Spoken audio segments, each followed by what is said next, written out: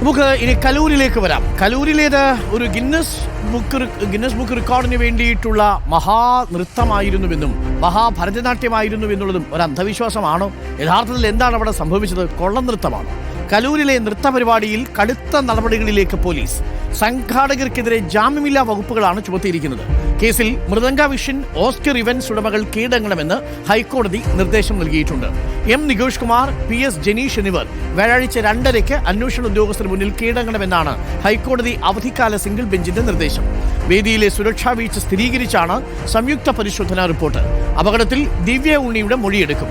അതിനിടെ 390 രൂപയ്ക്ക് നൽകിയ സാരിക്ക് സംഘാടകർ ഈടാക്കിയത് 1600 രൂപയെന്ന് കല്യാൺ സിൽക്സ് ആരോപിച്ചു.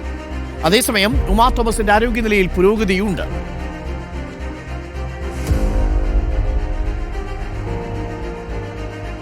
ഉമാ തോമസിന്റെ അപകടത്തിനിടയാക്കിയ മൃദംഗനാദം പരിപാടിയിൽ പങ്കെടുത്ത കുട്ടിയുടെ രക്ഷിതാവിന്റെ പ്രതികരണം ഇന്നലെ റിപ്പോർട്ടർ പുറത്തുവിട്ടിരുന്നു.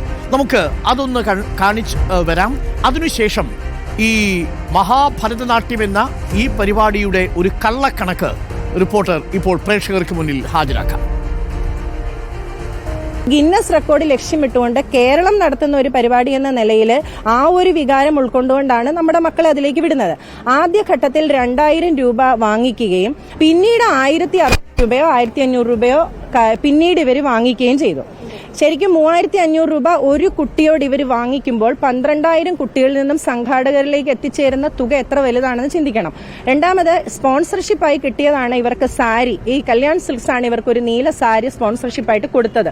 പിന്നെ ഇവർക്ക് ഈ കുട്ടികളുടെ ഒരുക്കം, ഇവരുടെ ആഭരണങ്ങൾ, ഇതിലെ എല്ലാ കാര്യങ്ങളും സംവിധാനങ്ങളും അവരവര് രക്ഷിതാക്കളുടെ സ്വന്തം പൈസയിലാണ് കൊടുത്തിട്ടുള്ളത്. രക്ഷകർത്താക്കൾക്ക് പോലും ഈ പരിപാടി കാണണമെന്നുണ്ടെങ്കിൽ 2 തരം ടിക്കറ്റാണ് ഇവർ പറഞ്ഞിരുന്നത്.